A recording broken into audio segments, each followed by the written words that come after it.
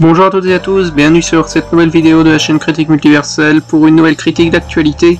Et aujourd'hui on parle du film Mickey 17, réalisé par Bong Joon-ho, réalisateur coréen très connu que j'aime énormément, réalisateur de The Host, Memories of Murder, Snowpiercer, et ainsi qu'Okja et la dernière Palme d'Or, Parasite. Mickey 17, c'est donc un film qui est distribué par la Warner, qui a été repoussé maintes et maintes fois, à tel point qu'on se demandait s'il allait un jour sortir. Au casting, on y retrouve Robert Pattinson, Mark Ruffalo, Toni Collette, Steven Yeun ou encore Naomi Ackie. Et ce film raconte l'histoire de Mickey, qui est un remplaçable, un employé jetable d'une expédition humaine envoyée pour coloniser un monde de glace. Mais après la mort d'une itération, un nouveau corps est à chaque fois régénéré, avec la plupart des souvenirs de Mickey, sauf que cette fois-ci, il y a eu un couac et deux Mickey sont à bord du vaisseau.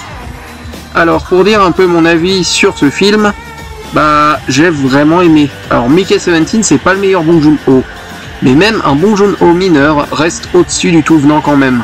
Ce film c'est une sorte de mash-up entre toutes ses œuvres, que ce soit les créatures, les thématiques des luttes sociales, le froid et surtout les monstres, chacun appartenant à Snowpiercer, Okja, The Host et j'en passe. Monstres d'ailleurs qui sont souvent bien meilleurs que les humains. Cette thématique elle est retranscrite au travers du perso de Pattinson qui livre une bonne double performance, qui est aussi drôle que touchant, qui est accompagné d'un bon cast, que ce soit Naomi Ackie qui est assez badass, ou Mark Ruffalo et Toni Collette, véritable mélange totalement barré entre Donald Trump et Elon Musk, mais en encore plus barré, et au vu des actualités c'est assez drôle et terrifiant de voir ça. Et ici on retrouve vraiment une critique de Bong Joon-ho vis-à-vis de la bêtise humaine, la colonisation, la supériorité de façade de l'humain qui se fait encore plus le reflet du monde d'aujourd'hui. Les effets spéciaux sont bien faits, la photographie est vraiment jolie, les effets numériques sont vraiment bien faits, on a des scènes sympas dans une bataille finale assez épique. Et pourtant 2-3 persos secondaires pour moi manquent de développement, aurait dû avoir un peu plus de temps.